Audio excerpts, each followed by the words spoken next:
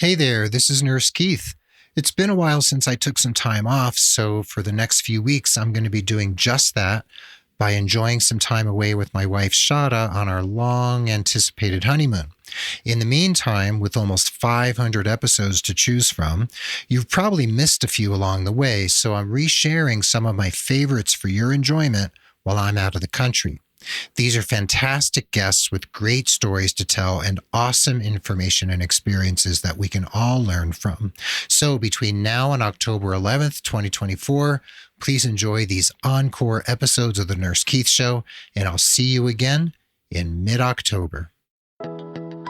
We think that we're not qualified, we don't know enough, we're not able to we can't contribute, but that's so not true when you think about who we are, what we do, and the expertise we bring, and that perspective and knowledge that we bring. It's perfect for legislating. Why should nurses and midwives run for elected office? Let's talk all about it with Kimberly Gordon, the co-founder of Healing Politics, a nonprofit organization on a mission to inspire, cultivate, recruit, and train nurses and midwives to run for elected office while building a culture of civic engagement, right here on episode 418 of The Nurse Keith Show. Well, hello there. This is Nurse Keith. This podcast is always about you and your personal and professional development, your healthcare career, and the healthcare system in the big picture. I'm here to share education, ideas, diatribes, and informative interviews with some of the most inspiring people out there in the world. I love having you along for the ride, and I thank you from the bottom of my nurse podcaster's heart for being part of the growing Nurse Keith Nation. And if you'd like to help other people find the show, consider leaving a rating and review on Apple Podcasts, Google Podcasts, Amazon, or Spotify, or just share the show with anyone you think would enjoy it from any app where you happen to be using it. And please consider becoming a patron at patreon.com/Nurse Keith. Even $2 a month can really help support getting this show out there and continuing to bring you the value that I try to bring you every week. And that's patreon.com/Nurse Keith. The show notes will be at nursekeith.com in the podcast drop-down menu, but of course you can find them on any app where you happen to be listening. And as I said, we're here today with Kimberly Gordon. She's the co-founder of Healing Politics, the nonprofit organization I mentioned at the top of the show. And Kim, the first thing I want to ask you is, what does it mean to you, this concept of healing politics? That is a fantastic question. And thank you so much for having me today on the podcast. It's such an honor when I look at the list of people who've been here before. So thank you so much for inviting me today. Oh, you're so sweet. So the healing politics was an important, obviously, play on words. But we really do believe that nurses and midwives involved in elected office at every single level bring a new perspective to the discourse that we have in politics. And if most nurses and midwives are very turned off by politics, especially now because it is so partisan and sometimes so contentious. But the one thing that we do, I think better than almost any other profession, is collaborating with people and finding common ground, meeting people where they are and moving forward. And if we can bring that in a larger number to elected office, with more of us in elected office, I really do think we can change the conversation. Mm-hmm. And when it comes to nurses specifically, not that many nurses have served in Congress, for instance. I know Bernice Johnson I think she's retiring out in California, and she's served for a very long time. And she's been a nurse member of Congress who many of us have looked to with great respect for a very long time. And she's conducted herself with such dignity. Who else has been out there as a nurse, especially, who you feel is worth mentioning right now as a potential inspiration? There are now, because this is the world I live in, there are so many nurses that serve on the national level. There's Lauren Underwood, who was elected as a young African American woman. She turned a district from Republican to Democrat. And her whole reason for running was based on her work as a nurse in President Obama's administration regarding healthcare. She had a pre-existing condition. And when she saw that her representative was voting against the Affordable Care Act, she threw her hat in the ring and said, I'm one of, hundreds, if not millions of people, hundreds of thousands, if not millions of people with pre-existing conditions. And to think that my insurance could go away or be delayed because of that. So she is a huge inspiration. And I think one that we kind of all know. She's relatively in the nursing circles anyway, a common name. A couple of people that we might not think of. And the first one is Erin Murphy. She is in Minnesota. She now serves in the Minnesota Senate. She was very involved in the Minnesota Nurses Association. She was their executive director. She was elected to the House of Representatives in Minnesota. And then she ran for governor. She was the first nurse in the United States to run for governor. And she won the endorsement of her party. She was going to be on that party ticket. And then the current governor jumped into the race at the very end. And unfortunately, Erin lost that race. She ran again, and now she serves in the Minnesota Senate. But her story and her reason and her why and how she talks about nursing and how she got to where she is absolutely inspiring for anybody, whether you're a nurse or the general public. I mean, her story is incredibly compelling. And then we've got Bethany Hall Long, who's in Delaware.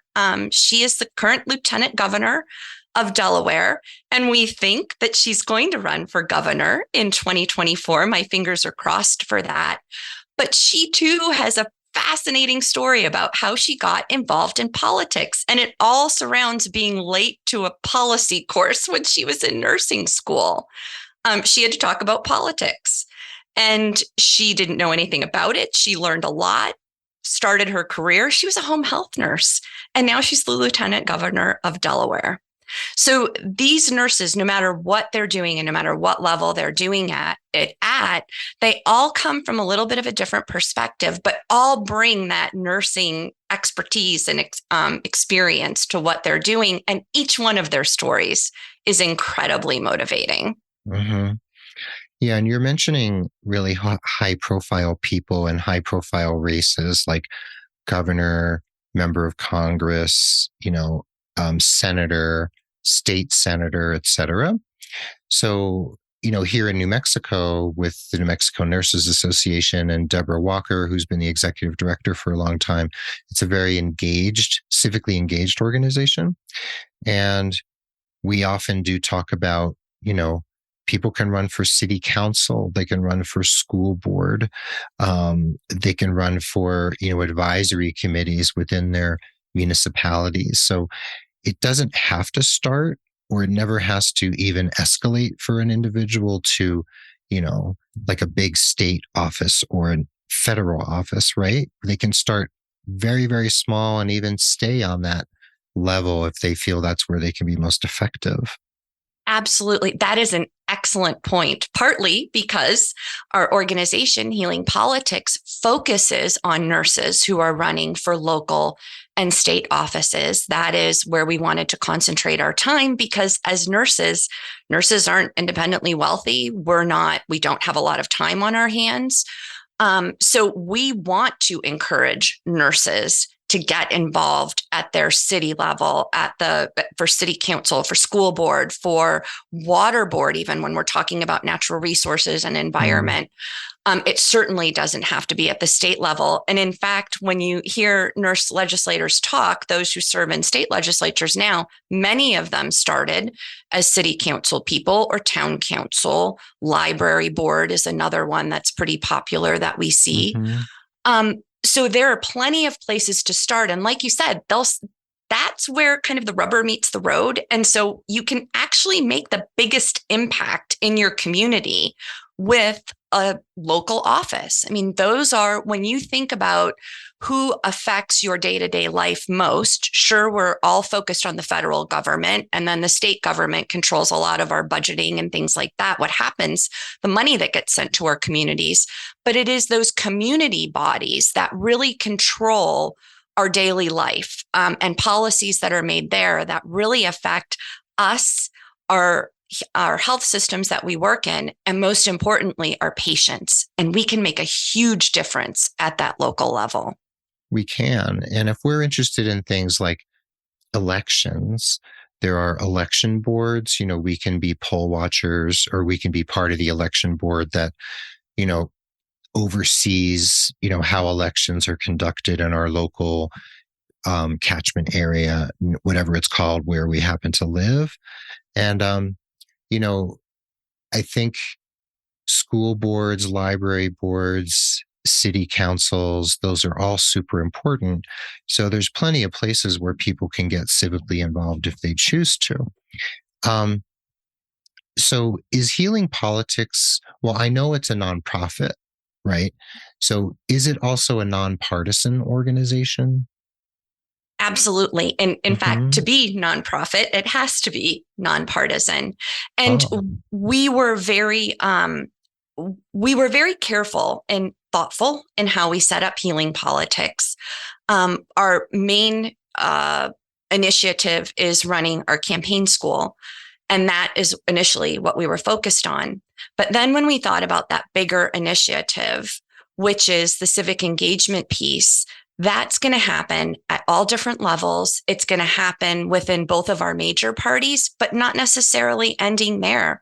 There are nurses that belong to all sorts of different third parties that can be involved and should be involved as well. So it was incredibly important that we open it to everybody. And the more research is done, we find that nurses are pretty much split between our two political parties, in fact, throughout the United States. I mean, there's 4.3 million of us, so we're not a monolith, all with one set of ideas or worldview. It's all very different. So we specifically set ourselves up to be the term that we're learning about is cross-partisan rather than nonpartisan or bipartisan, because there are so many different ways to get involved. There are nonpartisan offices to run for, but more importantly, to make sure that every point of view is welcome and it's possible for you to win regardless. We see that a lot now after 2016 and when we had that huge influx of women coming into office in 2018. Many of those women from ordinary backgrounds, quote unquote, that's political science term, that's what's used in the political science literature. We learned that those people came from outside the parties. They weren't involved in their political party at all and threw their hat in the ring. And in some cases, had to fight against a party in order to get elected. So yes, for the maximum amount of opportunities, for the maximum amount of people, that's why we set it up. But it also turns out that's really the only way you could be considered a nonprofit organization. Yeah, when you mentioned that wave of women, that's Alexandria Ocasio-Cortez and all the other women who kind of came in that during that midterm election, correct? Exactly. Yeah. Speaking of AOC, Alexandria Ocasio-Cortez, the millennial generation has really come of age, so to speak, and they are beginning to take the reins of leadership and power in the country right now. Healthcare, people like AOC who are in Congress now. I have millennial colleagues who are heads of organizations and, directors of nursing, et cetera, chief nursing officers. From your perspective, from where you sit, do you feel that the millennial generation is civically engaged on a whole, and are nurses of that cohort showing interest because they're the ones who are coming into leadership now and who are really going to set the course for the next, I don't know, several decades. That's a great observation. And it's a terrific question, because what we know about the generations is millennials, they're in their 40s. They're beginning to turn 40. So the older part of that generation is in their 40s right now. And then it goes down all the way to 30s, late 20s. And now we're starting to see Gen Z coming up behind them. So I certainly hope that more of them get involved. The early data and the early research that was coming out a lot of it came out in 2018. There was a ton of research that was done after the 2016 election. And what we were finding were the initial research that came out was they didn't want to wait for the change and work within the system. They were more interested in working outside of the system. But quite frankly, that's not what I see. And that's not the nurses that I talk to. And even the nurses that are involved with our organization, we see so many mid-20s nurses, early 30s. I mean, we really have a gamut. I mean, from 24 to 73, for example. But it's so wonderful to see the young people kind of taking those reins and getting involved. And I think what really changed that was COVID. I mean, what we're seeing now, the shortfall in our health system and kind of the debacle that it turned into after COVID, and kind of shining that bright light in, the people who are going to be working in that health system the longest are our new graduate nurses. They're nurses who've been there for a few years, but it really has turned healthcare on its ear. And the more we're out there talking to nurses and introducing the concept to them, they are much more willing to embrace that, I think, than even some of the people in my generation. I'm a Gen X. So it's kind of hard to, convince somebody who's got, the sandwich generation. They have children, they have parents, and but it is a very interesting time. And I certainly hope that the upheaval in healthcare really kind of spurs nurses on to be looking for policy solutions, and that they can have a role in making those policy solutions. Yeah, I have a lot of hope in Gen Z and the millennial generation, Gen Y, which is what they're also called. I do think there is a large cohort within those two generations who want to see change enacted. And, older generations always cast aspersions on the younger generations. It's always happened and always will. But I do think there's a lot of good things happening. Like, I think of Charlene Platten, my friend and colleague, who's the head of ambulatory nursing at Stanford in California. And, she's a powerful leader. And there's so many others as well. And some will get involved civically, some will work from other vantage points.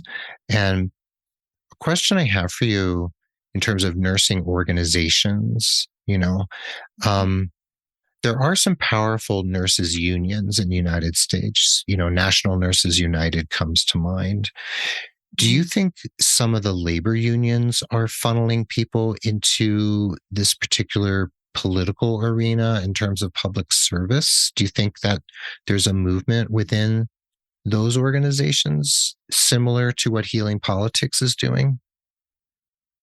I think to some degree, they are way more, nurses in unions are way more civically engaged and civically aware because of how their workplace is structured, their contracts are structured. They're way more keyed into that aspect of their nursing careers. We see it. Martha Marks in Connecticut she was very involved in her political party, but she was the leader of the union in her area. And now she was finally elected to the state house in Connecticut. And she is a huge advocate for nurses.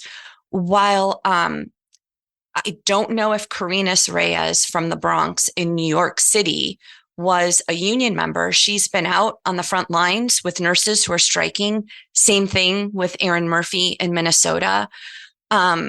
I do think that those nurses are more politically engaged and civically aware. And I certainly hope that that will extend to their involvement. I know it has in pockets, but getting more familiar with the states that have these unions, I'm hoping we're reaching out to every single one of them to say, hey, we're here, we can help, we want to add to what you're doing. Mm-hmm. And before we take a break, I just want to ask you, in terms of the knowledge, the skills, the expertise, the ways of thinking that nurses bring to the table, critical thinking, just that whole way in which nurses operate, and it starts with our education. What do you think is most important about that nurseness that is important in public service? I think our nursing education, this is a great question because we hear it over and over from nurse legislators that kind of realize it after the fact, the role that the nursing process plays in how they legislate. I mean, it's just so ingrained in our brain: assessment, diagnosis, planning, implementation, evaluation. That is so like second nature to us. It's how we think. And that's exactly how legislation and policy are made. That we are just, it's our thought process. It's our problem solve. It's the way we solve problems. It's how we take in information. And while most nurses don't think about that being good in public policy, I think if you sat them down and said, this is what you learn, this is what you know, what would improve making public policy or avoid some of those unintended consequences of public policy, I think they would tell you, they would go through that process. That's how they answer questions. That's how they solve problems. And I think they would come upon it, but I don't think they'd realize it. And we hear it over and over. In fact, one nurse legislator was talking to her brother and he said, but don't you realize you're talking about nursing? You're talking about the nursing process. You're exactly explaining. And she said, my gosh, I never thought about that before, but it's the perfect complement. We think that we're not qualified. We don't know enough. We're not able to we can't contribute, but that's so not true when you think about who we are, what we do, and the expertise we bring, and that perspective and knowledge that we bring. It's perfect for legislating. Yeah, there you go. I do. I bring up the nursing process in all sorts of different contexts, and I can sometimes feel nurses going, they're rolling their eyes. They're like, if I hear that term one more time, but it is true. It is pervasive, and it's part of how we think and how we view the world and we view problems and problem solving. So when we come back from the break, I'd like to talk about the campaign school. I want to talk about the healing politics team and what nurses can do to become civically engaged if running for elected office is not in their, it's just not, they don't have the mojo for it. What else can they do to be engaged? So does that sound good for the second half? That sounds fantastic. Awesome. Well, hang in there with us. We'll be right back with Kimberly Gordon, co-founder of Healing Politics, in the second half of episode 418 of The Nurse Keith Show. Hey, everyone. Let's take a quick pause for the cause, shall we? Thanks for being a valued listener of The Nurse Keith Show. And if you'd like to help other people find the podcast, please consider leaving a rating and review over on Apple Podcasts or Spotify. This really helps propel the show and grow our audience. And I truly appreciate everyone who's already taken the time. And if leaving a public rating review isn't your thing, why not tell a colleague about the Nurse Keith Show by sending them a link so they can listen for themselves? After all, word of mouth is the most organic way for me to reach those who truly need to tune in. So if you'd like to do me a solid, please consider leaving a rating review or telling a friend or colleague. And by doing so, you'll be helping the Nurse Keith Show reach more and more nurses and healthcare professionals all around the world. Now, let's get back to today's conversation.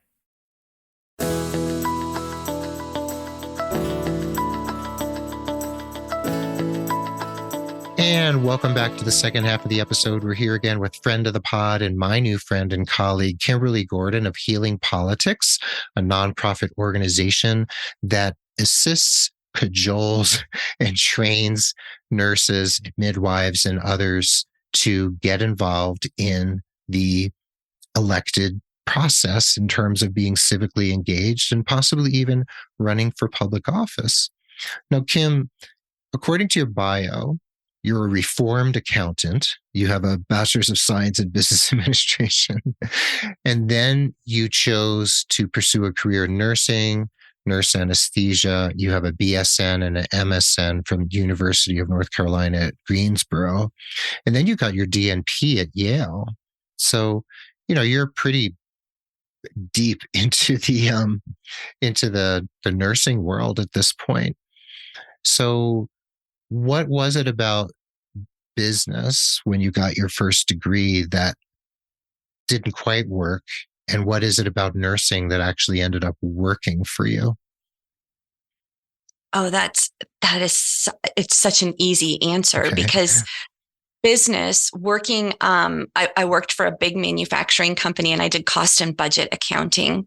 And it was interesting. It was interesting work, but working 40, 50 hours a week doing that and really not making a difference. I mean, I was counting dollars and cents for a huge company, and even working 50 hours a week sometimes to close the books at the end of the month, what I contributed or what our site or division contributed just kind of got rounded up or down in the grand scheme of things because it was such a big company.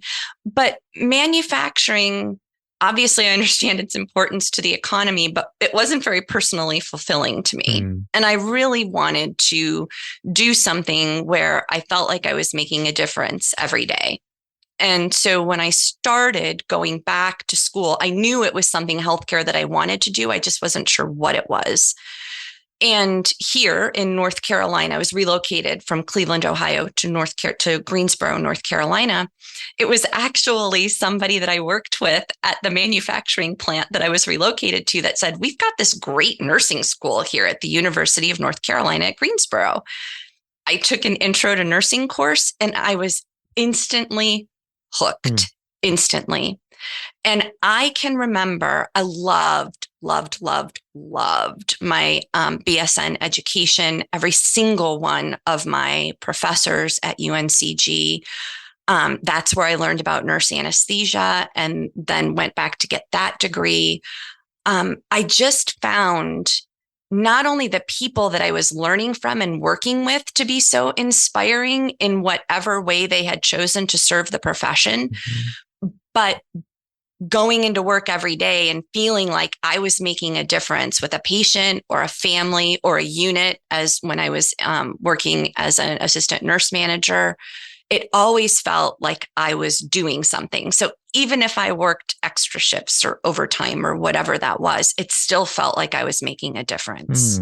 That's awesome. And you've done all sorts of things. You, as adjunct faculty, you've taught health policy and leadership at Wake Forest School of Medicine and Western Carolina University.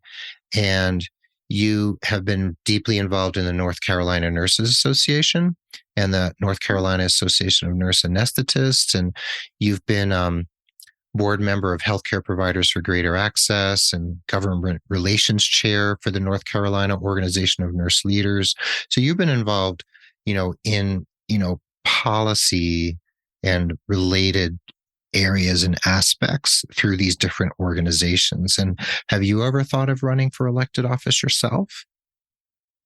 Oh, no. I am. No. That was a quick answer. I am much more behind the scenes. Yeah. I like supporting people who run for office. Yeah. I like the strategy and figuring it out, but not my. Yeah, I understand. Yeah, but we need people like you behind. And speaking of leading from behind and, training, educating, cajoling, inspiring people to take on this particular task, you have a campaign school run by Healing Politics. And I can imagine what campaign school is, but can you explain how it works? Absolutely. So this was part of my DNP project at Yale. My advisor, when I graduated in 2021, my advisor, who was quote unquote retiring from Yale and her teaching of policy and advocacy, her name is Lisa Summers.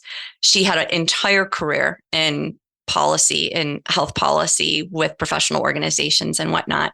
She agreed to, we didn't want to let the idea that we couldn't do the candidate school or the campaign school at Yale stop us. So we created our organization, Healing Politics, turned it into a bigger initiative.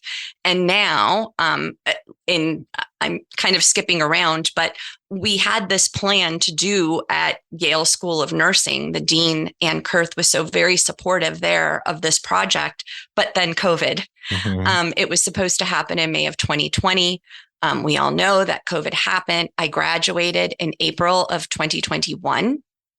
And so we've been kind of waiting to hold this campaign school since then.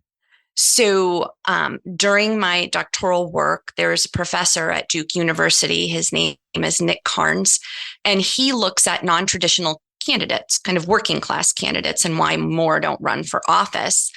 And so when I got out of school, he continued to work with us and be involved in Healing Politics in the scholarly side of the work. And he also said, well, you can have the campaign school here if you want to hold it at Sanford School for Public Policy at Duke University. And so once we had a place and we came up with a date, we had already had the faculty in place from the school that we had planned. So we talked to the faculty, decided to hold it in May of 2023, 3 years from the time we were supposed to hold it post-COVID. So what we're planning on doing is we have nurse legislators, we have campaign consultants, campaign experts that work on messaging or digital or getting out the vote, all sorts of aspects of running a campaign. And so what we're doing is we're bringing in 50 nurses and midwives, some who want to run for elected office, others who are interested in campaign management, and others still that are interested in working on campaigns. So things like grassroots volunteerism, financial directors. So people that want to be involved in campaigns as well. We're going to train those 50 nurses over 3.5 days. To run a campaign, to run for elected office, or to work in a campaign. They all kind of go hand in hand. It's helpful for everybody to know a little bit about all of that as they make that decision. So we will start on Wednesday, May 24th, and it will end Saturday afternoon, May 27th. And in that time, we're going to go from morning until night. We're going to start in the morning and we're going to end in the evening with simulated campaign events, where we can kind of put nurses through the paces to show them what exactly it's like on a campaign trail, what it takes to run for office. All the while having these wonderful nurse legislators who have done it already there to show them, I did this, you can do this too. And so we're doing a pre-session so they can kind of bring things with them to make the most of their time at the campaign school. And then we'll do a post-session afterwards to kind of provide support, ongoing support to them as they come up with questions and delve more into their thinking process about, what was that about fundraising, or what was that about getting out the vote or recruiting volunteers to work. So we're able to do that as they move along in the process as well. That sounds great. And is it the four of you, the four members of the Healing Politics team who are running the campaign school? It is actually Lisa and I that are running the school. And then we have 12 faculty members from around the United States. 3 of them are nurse legislators that will be there. So it's really a team effort. We had the idea for nurses in elected office, but obviously not all of the expertise on how to do that. But we knew people who knew people and met people along the way as we attended campaign schools to kind of get a feel for who was out there doing what. So it is It is a great collection of nurses, some people who've run nurses campaigns, have consulted on nurses campaigns, and then others who who are just experts in their field. Yeah. Wow. Okay.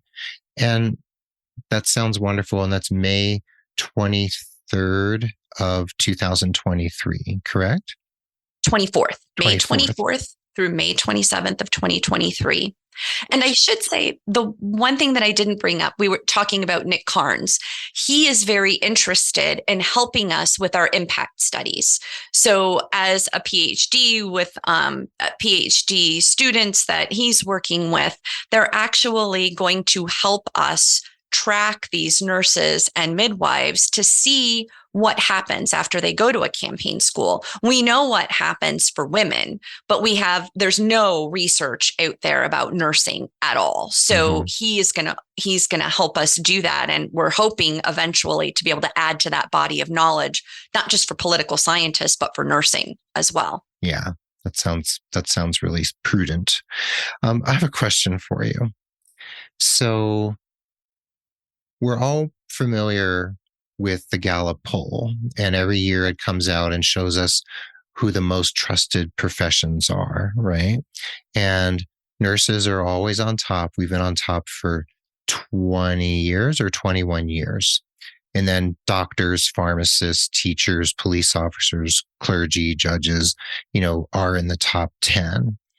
So when we think about members of Congress, for instance, they're down at the bottom, right after car salespeople and right above telemarketers. So let's say I'm a nurse and I'm thinking about running for office, even if it's not national office like Congress, but still thinking about, I am now a politician. If I launch a campaign, I'm a politician. And politicians and nurses are viewed very differently within the culture. Obviously, the Gallup poll says a lot about that, doesn't it? Have you observed that nurses who enter the fray have a little bit of an identity, not crisis, but there's a little push and pull there because of how politicians are viewed versus how nurses are viewed? That could be a real big paradigm shift, I would think. Absolutely. That's a really good observation. And that goes back to the healing politics piece, because what we find is that, and Gail Adcock in North Carolina is a great example of this. She's a Democrat that was elected to nurse practitioner, Democrat elected to our state house. And she's now the very first nurse to ever serve in the Senate in North Carolina. But she talks about living in the aisle. Like she said, I'm a Democrat. Obviously I run as a Democrat, but my knowledge and the issues that we have don't just fit Democratic issues. And a lot of the issues that we're dealing with aren't Democratic or Republican issues. They're issues that our state has, that are the citizens of our state have, and they deserve to have both parties working together. And so she always talks about living in the aisle because that's where all the action is. But I think that's a great metaphor for the fact that nurses bring that problem solving, negotiation, collaboration piece, because we're doing that. I mean, we don't always agree with every treatment decision that's made for our patients in a healthcare system, whether it be in the hospital or how they're managed in a clinic. But we're always talking, negotiating, asking questions, problem solving. And so it allows us, with our background as nurses, to bring that to politics. Now, we don't hear a lot, and all of this is anecdotal because there are no research studies about nurses who run for elected office, because there aren't many nurses who run for elected office. But anecdotally, what we hear from nurses is when they're campaigning, that because they have that therapeutic relationship with patients that we really make in about 25, 30 seconds, they're able to do that same thing at a door when they're knocking on a door or meeting a voter at a poll or talking to somebody on the phone, that it really does kind of turn the idea of what a quote unquote politician is on its ear. And it really does have people more thinking of nurses in elected office as true public servants because of how they view nurses and how we are able to speak to people and kind of find that common ground that we don't hear a lot of that issue when they come to a door and talk to a constituent for the first time or a potential constituent for the first time. I had a feeling you'd say something like that, but I really wanted to ask because of that it's sort of a paradox of, the politician versus the nurse in the eyes of society. So I think it's an important thing to bring to light. And I bet you probably talk about that in your campaign school because it's a thing. And, nurses are aware of how they're viewed in the world. And, it's kind of, I think it's an important part of our identity for many of us, being part of the most trusted profession.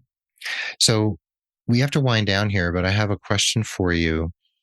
If I'm a nurse and I have no interest whatsoever in running for elected office, kind of like you or me, but I understand why it's important to be civically engaged, what are a couple things I can do in order to feel and be engaged? So that's an excellent question, because when we're talking about our mission statement, which is to inspire, motivate, recruit, and train nurses and midwives to run for elected office and build a culture of civic engagement, it's that second half, that building the culture of civic engagement, that really truly is the way bigger lift. Because with 4.3 million nurses, if 5,000 of us run for office, there are 4,199,000 that can help nurses run for elected office, can help them, whether it's donating $5 to a campaign or agreeing to knock on doors. The beauty of running for office these days is that you don't have to live in my district. While you can't vote for me, you can make phone calls for me. You can come here and knock on doors for me. But more importantly, kind of my first step would be join your professional organization if you don't belong to your professional organization, because that is where you get a lot of the information about what's happening in your state, what's happening locally, advocacy issues for nurses, things that are important to nurses and their patients. And then the other thing I would say would be to visit our website, sign up for our mailing list, and we will be able to help you learn about nurses that are running for elected office, exactly how to become more civically engaged. Maybe there isn't a nurse running in your district, but we can help you learn how to evaluate candidates and see who might be more nurse friendly, or what questions do you want to ask them, or how do you want to get involved in a school board race versus somebody who's running for governor. There are so many different levels of civic engagement, and really professional organizations kind of lay that groundwork, and our goal is to build on that at Healing Politics. So there's something for everybody, whether you want to run, whether you want to work on a campaign, or whether you just want to understand more about voting, because that's important too. And in my experience, unfortunately, not a lot of nurses vote, and we should. Yeah, and maybe you just want to understand the legislative process in your state, and maybe you want to go to committee meetings that you care about during legislative session, which is happening right here in New Mexico right now. Or maybe you want to meet with your state legislator to talk about any issue that's on your mind, like maybe the Nurse Practice Act in your state is up for renegotiation, and the Medical Association is pushing to dilute nurses' purview or something. There's always some issue you might want to get behind. And People can go to healing-politics.org, right? That's the website. And then healingpolitics.org on Facebook. And then healing_politics on Instagram. And Twitter is Healing Politics as well. And we'll have your LinkedIn in the show notes. And before we go, I'd like to ask you 4 lightning round questions that I ask all my guests. May I engage you in that particular activity? Absolutely. Okay. So the first question is, how do you define success personally and or professionally? I'm going to go, just because of the topic at hand, I'm going to go professionally on this one. And I would view success as somebody picking up the baton. I mean, I'm 52 years old. Lisa is quote unquote retired. We're not going to do this work for 40 more years. So my view of success would be the next generation or people from that next generation of nurses or current nurses that are out there picking up this baton, understanding why this work is so important and keeping healing politics going. Awesome. That's great. All right. Second question. Could you name or just describe someone who's inspired you in the course of your life? They can be living or dead, famous or not famous in any way whatsoever. That's a big question, Keith. That's a really big question. Yeah.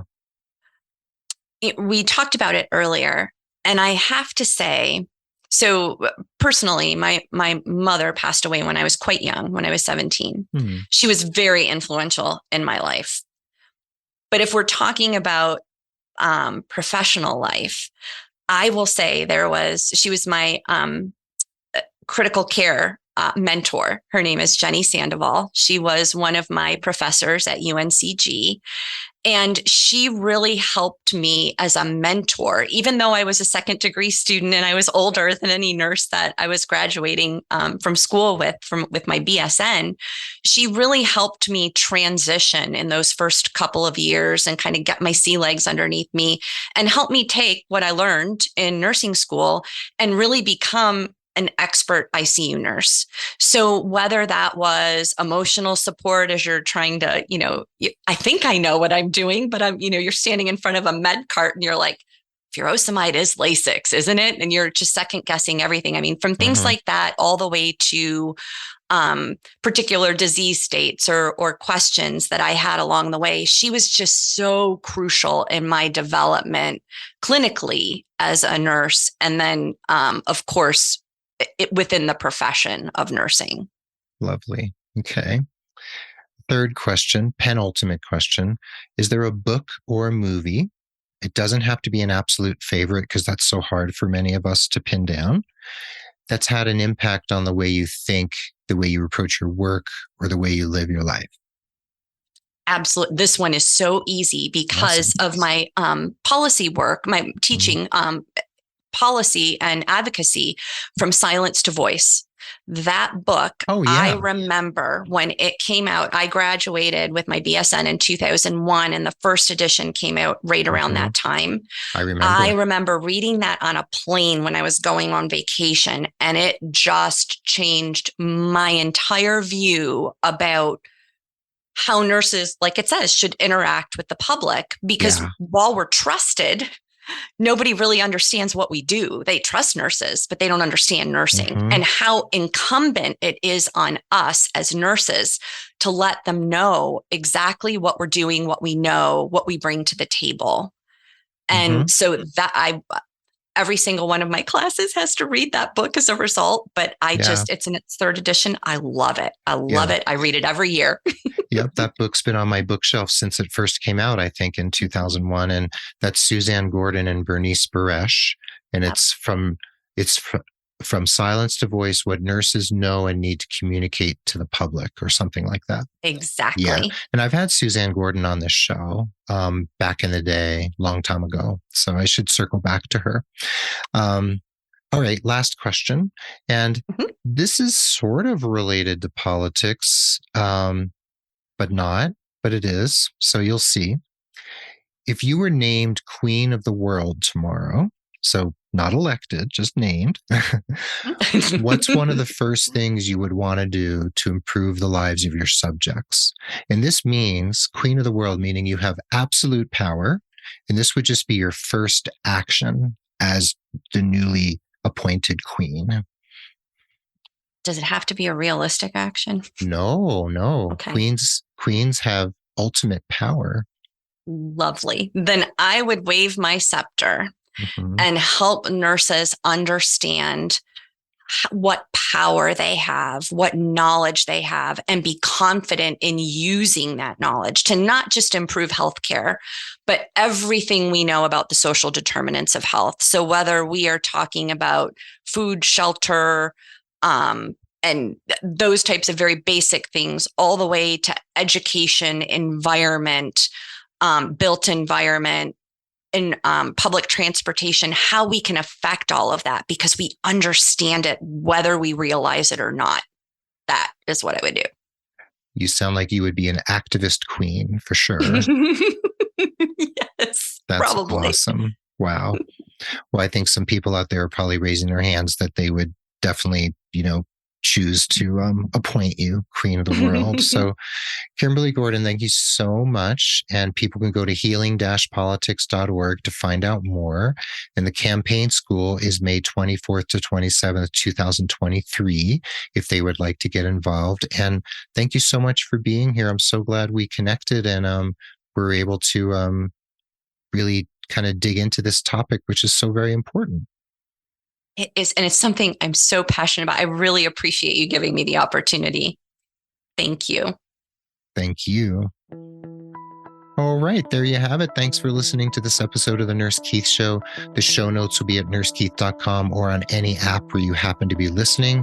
Please go to healing-politics.org, like them on Facebook, Twitter, Instagram, and connect with Kim on LinkedIn. The link will be in the show notes. I hope you feel uplifted and empowered from this episode. And if you need personalized holistic career coaching, look no further than nursekeith.com and Nurse Keith Coaching. Mention the show and get 10% off your first coaching package. If you want to become a patron at Patreon, that would be awesome. patreon.com/Nurse Keith. And leave a rating and review. That would be a real doing me a solid and helping the show grow. We're proud members of the Health Podcast Network at healthpodcastnetwork.com. We're produced by the awesome Rob Johnston of 520R Podcasting, and Mark Cappy-Speeson is our stalwart social media ringmaster and newsletter wrangler. Before we say goodbye, I'll leave you with this quote by Albert Schweitzer: "Success is not the key to happiness. Happiness is the key to success. If you love what you're doing, you will be successful." Be well, dig deep, seek joy, keep in touch. This is Nurse Keith saying adios till next time from beautiful Santa Fe, New Mexico, and the inimitable Kimberly Gordon saying arrivederci from Winston-Salem, North Carolina. Awesome. Thank you so much, Kim. Thanks to everyone for listening, and we will catch you on the proverbial flip side.